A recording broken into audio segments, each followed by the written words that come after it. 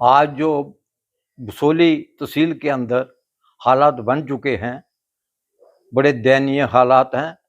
इसके विषय में हमारी कांग्रेस की टीम जो है, मैं ब्लॉक सेक्रेटरी होने के नाते अपनी एक टीम जो है नियुक्त की है। वो जगह-जगह, गाँव-गाँव जा रहे हैं और कोशिश कर रहे हैं कि अपनी तरफ से जितनी भी मदद हो सके कर रहे हैं। लेकिन कांग्रेस के पास इस वक़्त ना कोई फंड्स हैं, ना पैसा है, ना कोई सोर्सेज़ हैं।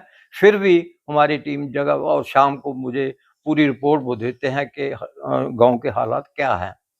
तो मैं बतौर सरपरस्त, मैं रामलीला का सरपरस्त भी हूँ, ब्लॉक प्रेसिडेंट भी हूँ कांग्रेस का और सीनियर सिटीजन भी हूँ। तो मेरी इस वक़्त 80 साल के करीब उम्र है। फिर भी मैंने अपनी टीम से पूरा रिपोर्ट लेता हूँ और इनको सहयोग देता हूँ। मैं फिज़िकली गाँव में ज़्यादा चक्कर नहीं लगा सकता, फिर भी जहाँ-जहाँ मैं जा पहुँच सकता हूँ, मैंने कोशिश की है, वहाँ गया हूँ। ख़ास तौर पर मुझे कुछ ऐसी बातें आ चुकी हैं, जो इन हालातों बारिशों की वजह से कि तहसील बसोली कॉन्स्टिट्यूएंसी, तहसील बसोली की हालत बड़ी दयनीय हो गई है, क्योंकि रोड कनेक्टिविटी जो है टोटली बनी, अब सड़क बंद हो गई है। मानपुर वाली सड़क बंद हो गई है। एक सोर्स, छोटा सा सोर्स है, वो भी प्राइवेट व्हीकल कोई लेके जा सकता है बाया दनेरा, वो पठानकोट जा कहीं पहुंच सकता है। अदरवाइज कोई बीमार हो जाए, सीरियस हो जाए, जाके उसके लिए बहुत मुश्किल हो चुका है। रोड कनेक्टिविटी लखनपुर थैं वाला रोड भी डिस्कनेक्ट हो चुका है। लोग पब्लिक की आवाजाही वहां भी बंद हो चुकी है।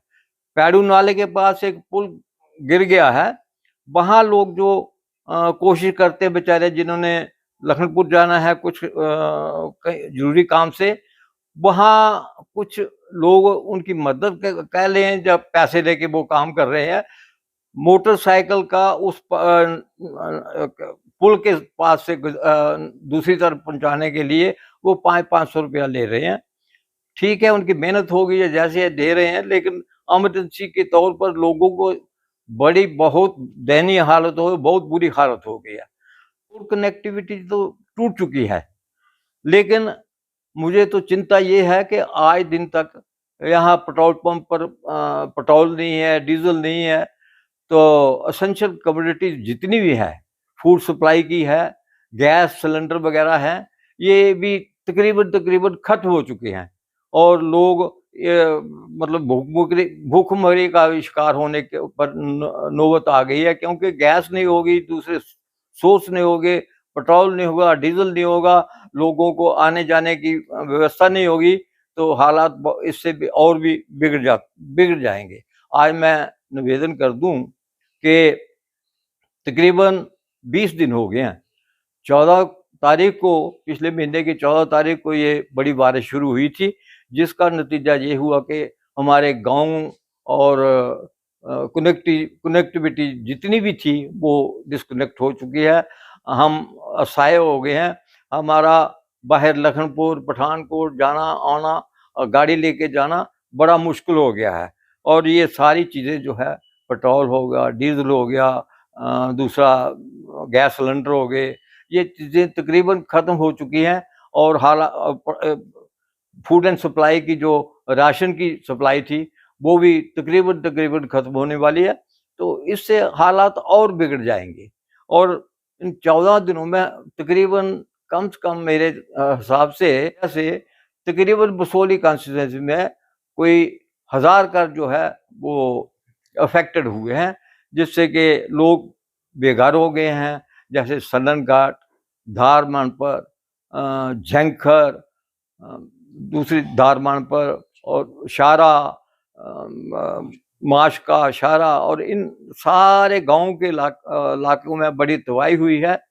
कम से कम 1000 हाउस जो है, घर है, अफेक्टेड है। अब झंखर की बात ले लें, उसमें कुंड एक मोड़ा है, कुंड में तकरीबन 19 घर जो है स्लाइड कर चुके हैं, और वो लोग जो उनको शरण दी गई है गवर्नमेंट हाई स्कूल झंकर उनको शिफ्ट किया। मैं और एक एडमिनिस्ट्रेशन से निवेदन कर दूं कि हालात के मुताबिक, आप जैसा कि मैं बता रहा था कि समूद का इलाका सारा जो है वो स्लाइड कर चुका है। समूद एक ऐसा छोटा सा गांव था, वहाँ के सारे लोग जो है अफेक्टेड हो चुके हैं। शारा के, सांदर के और मरला, हमारी बसोली ये गांव है छोटा सा, वहाँ क्लाउड बर्स्ट हुआ था। वहाँ के सारे लोग यहाँ जंजघर, बसोली अंदर हमारा एक जंजघर बड़ा है, वहाँ शिफ्ट किया गया है। राधा स्वामी के मंदिर में लोग ठहरे हैं और कुछ टाउन हॉल में भी शिफ्ट किए गए हैं। ये ठीक है कि थोड़ी राहत जो है लोगों को मिल रही है, लेकिन हालात के मुताबिक, जैसा कि लोगों को फाइनेंस, कोई पोजीशन फाइनेंस देना होता है, कई पैसा भी इकट्ठा हुआ, जैसे कि गवर्नमेंट ने ये अनाउंस भी किया है कि हर एमएलए जो है अपने फंड से 1-1 करोड़ रुपया इस फंड में डोनेट करें। लेकिन इस जैसे कि, और कुछ लोगों ने भी डोनेट किया है, लेकिन लोगों के पास अभी तक कुछ फाइनेंशियल मदद नहीं पहुंची है। कई ऐसे लोग हैं जो रोटी के लिए भी आवाजार हो गया है। कल की ही बात करूं, मेरे दरवाजे पर एक आदमी आ गया जिसने अपने झोले में मक्की की वो डाले थे और वो बेच रहा था। मैं, यार ये कहाँ से लाया? वो कहने लगा खाने को कुछ नहीं है, क्या करूं, ये बेच के तो आटा ले जाऊंगा। तो यहाँ तक के हालात हो गए हैं लोगों के।